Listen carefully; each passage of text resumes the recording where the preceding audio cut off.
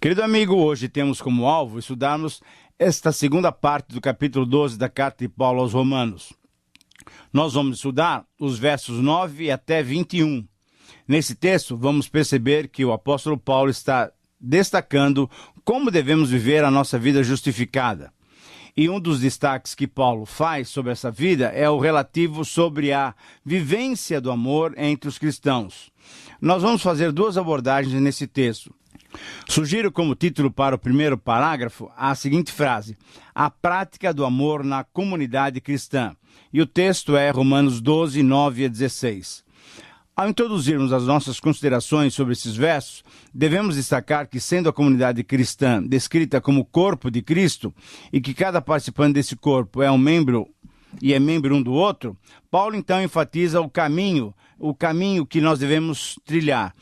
O caminho que deve ser trilhado para um relacionamento correto e adequado, esse é o caminho do amor.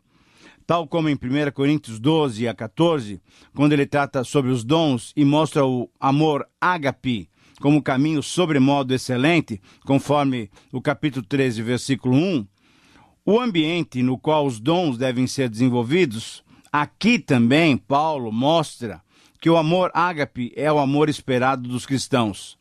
Anteriormente, sendo demonstrado como amor de Deus para com os cristãos, em 5:5, 5:8, 8:35 e 8:39, agora esse amor ágape, isso é, esse amor divino, é apontado como padrão nos relacionamentos da comunidade cristã. Por isso, nós podemos ter como princípio para esse parágrafo a seguinte frase: somente a prática do amor ágape proporcionará um relacionamento edificante na comunidade cristã. Eu repito, então, essa é a frase que sintetiza esse texto de Romanos capítulo 12.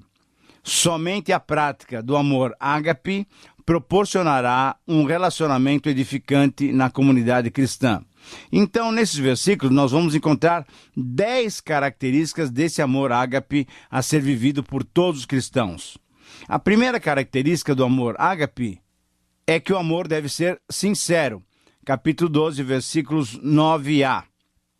Isso é, deve ser sem hipocrisia, deve ser com sinceridade. Esse amor deve ser não um teatro para fingirmos amar.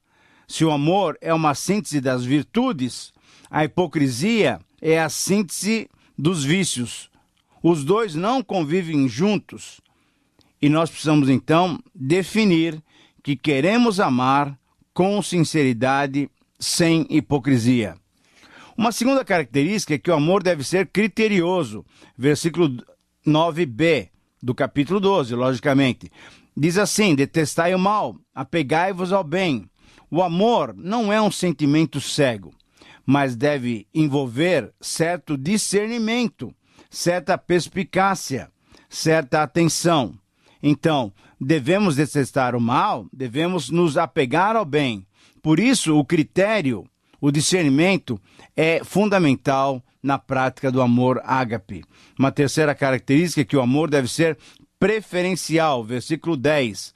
Isso é ele vai ser expresso através da cordialidade, expresso através da fraternidade. Esse amor preferencial vai ser expresso através da honra mútua, da honra que nós vamos conceder uns aos outros no corpo de Cristo. No capítulo 12, versículo 11, nós encontramos a quarta característica, que é: o amor deve ser comprometido. Isso é, um compromisso de cuidado mútuo, zelando intensamente uns pelos outros. Afinal, nós somos membros do mesmo corpo. Todos nós fazemos parte do corpo de Cristo.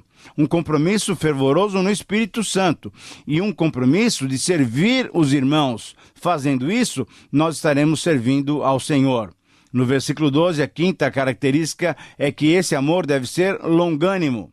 A palavra longânima é muito fácil de ser entendida. É termos um longo ânimo, estarmos sempre animados a respeito de alguém. Então, essa longanimidade deve produzir alegria na esperança, deve produzir paciência na tribulação, deve produzir perseverança na oração. A sexta característica desse amor é que ele deve ser generoso, conforme o versículo 13.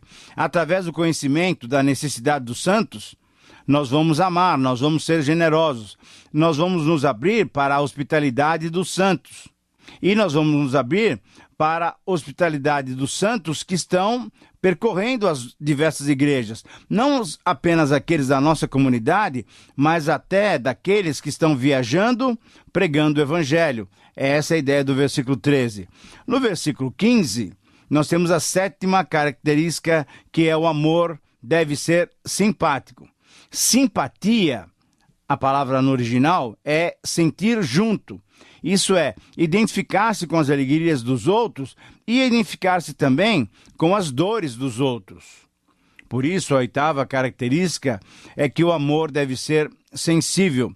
Capítulo 12, versículo 16, a primeira parte. O verbo no original é phronein, isso é, pensar, sentir, pensar a mesma coisa. O paralelo é ter o mesmo modo de pensar, como Paulo disse lá aos Filipenses, capítulo 2, versículo 12. A mutualidade e a harmonia são companheiras. Sentimento iguais, pensamentos iguais nos formam, então, um só corpo.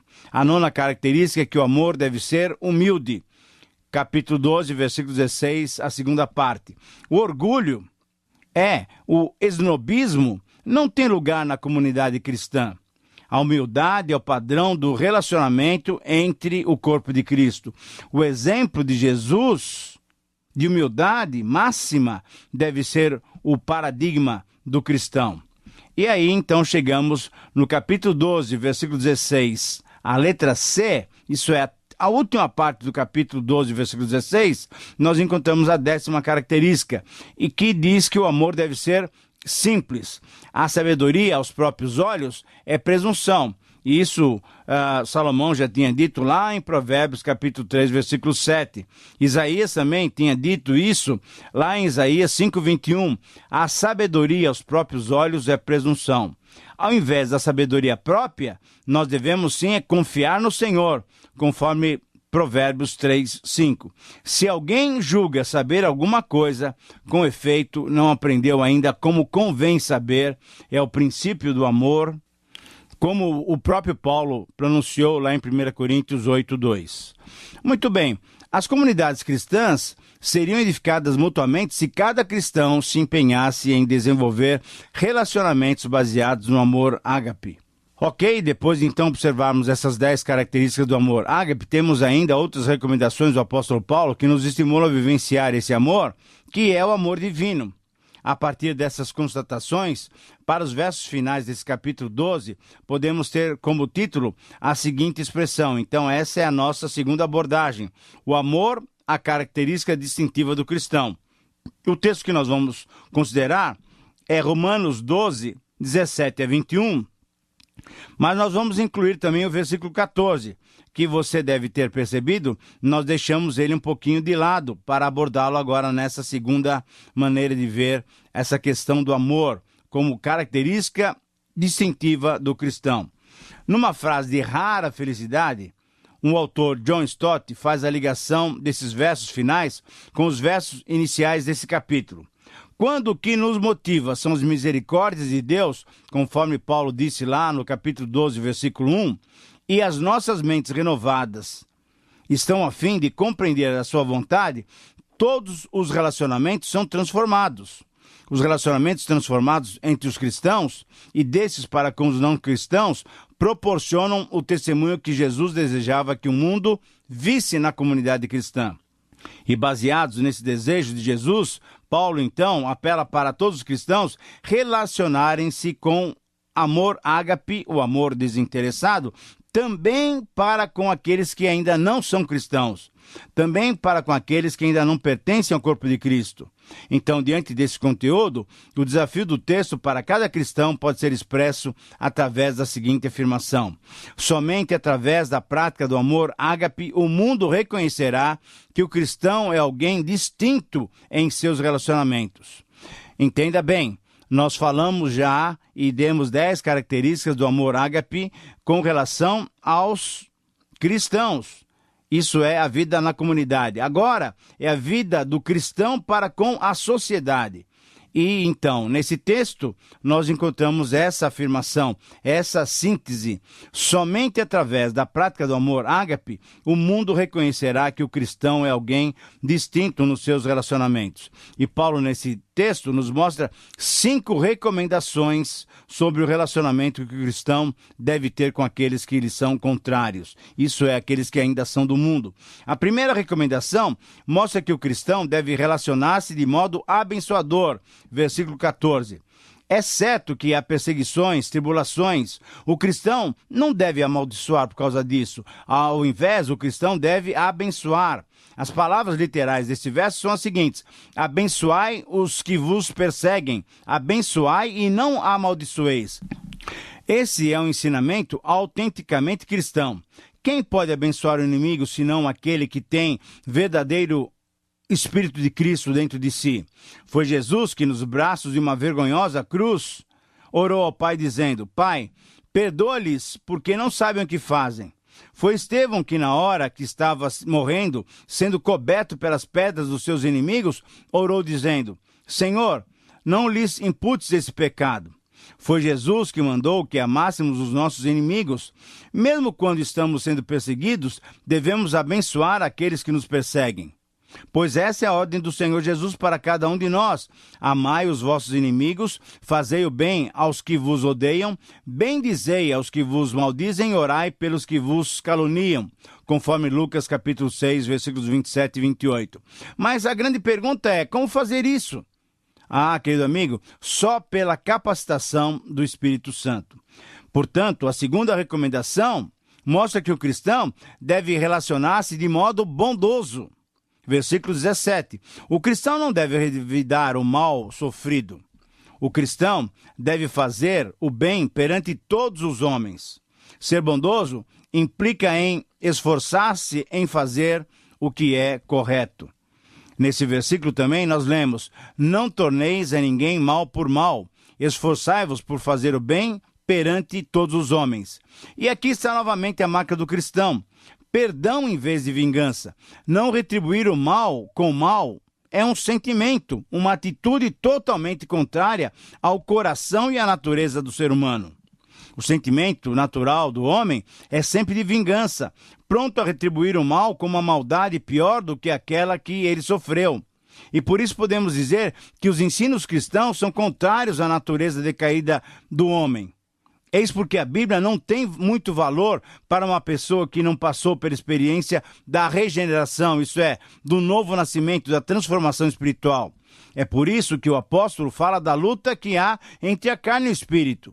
Não pode existir uma harmonia entre o homem natural, isso é, aquele que não é convertido, e o ensino do Evangelho de Cristo. Muitos filhos de crentes têm sido educados e instruídos no Evangelho. Eles recebem, de fato, uma educação cristã e podem ser até muito bons filhos, porém nunca poderão viver a verdade do Evangelho se não se converterem, se não passarem por uma mudança espiritual genuína e verdadeira. Quando nos convertemos, recebemos uma natureza divina que se adapta bem aos ensinos e aos pré-requisitos cristãos. Essa é a experiência do meu prezado amigo? Você que está me ouvindo agora. É essa a tua convicção pessoal? Você já passou pela regeneração? Esforçai-vos por fazer o bem perante todos os homens. É uma recomendação à prática do bem perante todos. Não está em contradição com o dever de sermos humildes e modestos naquilo que fazemos, não. Todo o bem que pudermos fazer, devemos praticar diante dos homens, não para nos envaidecermos ou agirmos como os fariseus, que se apresentavam diante dos homens como sendo bons e na verdade não o eram. Eles eram fingidos, hipócritas. O próprio Senhor Jesus disse isso.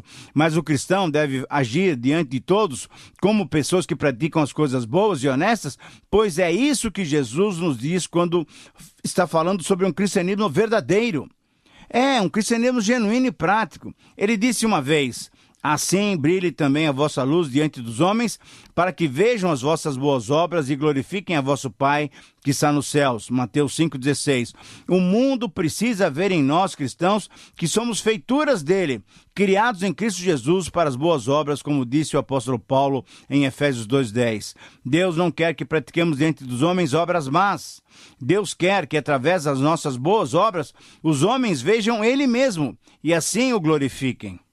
A terceira recomendação mostra que o cristão deve relacionar-se de modo pacífico. Versículo 18. A iniciativa pela pacificação deve ser a atitude do cristão. A possibilidade de viver em paz depende do outro, é certo, mas um viver pacífico com todos deve ser o alvo do cristão. Então, vamos ouvir bem, espero que você esteja com a sua Bíblia aberta, para entender o conteúdo do versículo 18. Diz assim: se possível, quanto depender de vós, tende paz com todos os homens. O autor sagrado aqui previa aqueles casos em que dificilmente poderíamos ter paz com determinadas pessoas.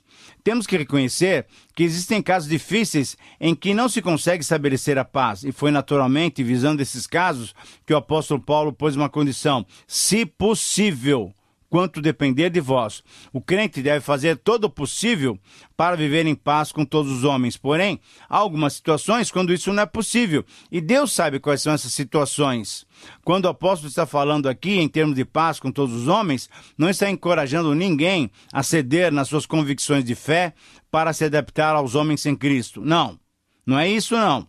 Absolutamente não. O que o apóstolo está dizendo aqui, ele mesmo se mostra como exemplo. Um exemplo de um cristão autêntico que procurou fazer as pazes com os homens sem, no entanto, capitular diante dos inimigos de Cristo.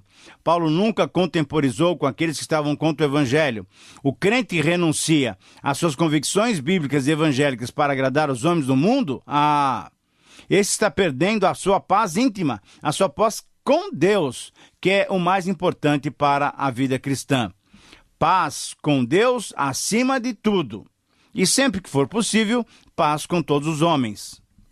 É importante fazer essa afirmação, porque muitos estão dizendo por aí que não devemos entrar em conflito com os outros por questões doutrinárias, mas que devemos aceitar tudo para não prejudicar a paz, a boa compreensão e o bom entendimento entre os homens. Ora, se isso acontecer, seria uma renúncia da verdade, a negação da fé, para se viver em paz com os homens que são ímpios e não seguem a Cristo? Isso é possível? Não. Nem Cristo, nem os apóstolos, nem a Bíblia recomendam esse comportamento. A palavra de Deus condena exatamente isso, a falta de compromisso com a verdade. Busquemos a paz com todos, porém nunca negando a fé, nem traindo o nosso Senhor e Salvador Jesus Cristo. A quarta recomendação mostra que o cristão deve relacionar-se de modo perdoador, conforme o capítulo 12, versículo 19. A vingança não deve fazer parte da característica do cristão. Ao invés da vingança, o cristão deve dar lugar à ira de Deus. A vingança pertence ao Senhor. Ele é que vai retribuir. Ouça bem a leitura do versículo 19. Não vos vingueis a vós mesmos, amados, mas dai lugar à ira, porque está escrito: a mim me pertence a vingança, eu retribuirei, diz o Senhor. A vingança é algo que está inerente à natureza humana. O homem natural se vinga. Até mesmo a criança com poucos anos de idade já começa a praticar a vingança. A criança cai da sua cadeirinha e chora.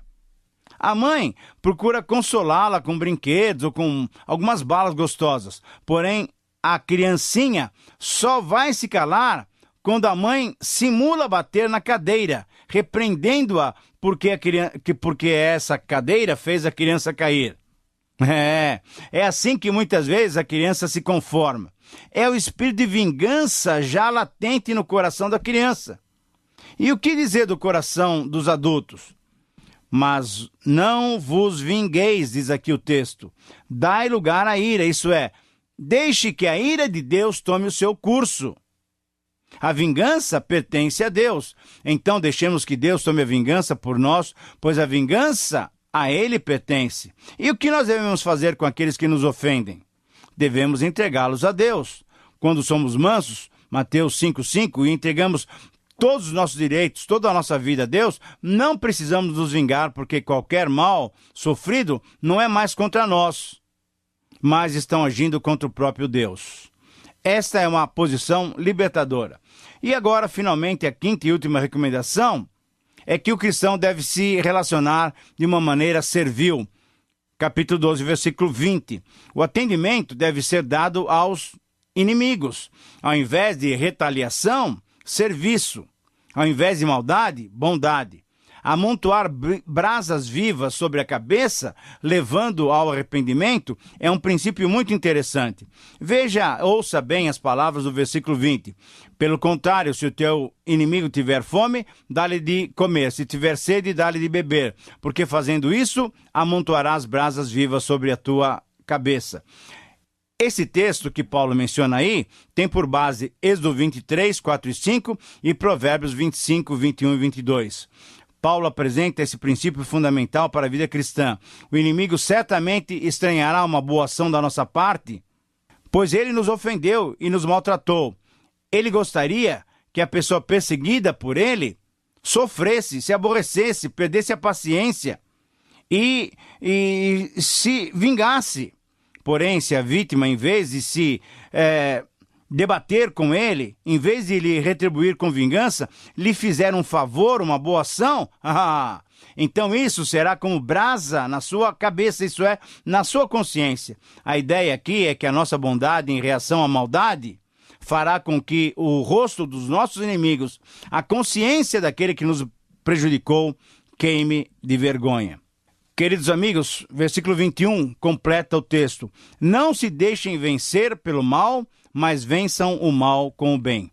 Esse é um princípio profundo e genuinamente cristão, que deve ser praticado por todos quantos são verdadeiramente cristãos. Não há meio termo no relacionamento entre cristãos e não cristãos. O padrão esperado é o baseado no amor ágape. Chegamos ao final de mais um programa e desejamos que Deus te conceda capacitação do Espírito Santo para cumprir essas ordens. Deus te abençoe, um grande abraço, até o próximo programa.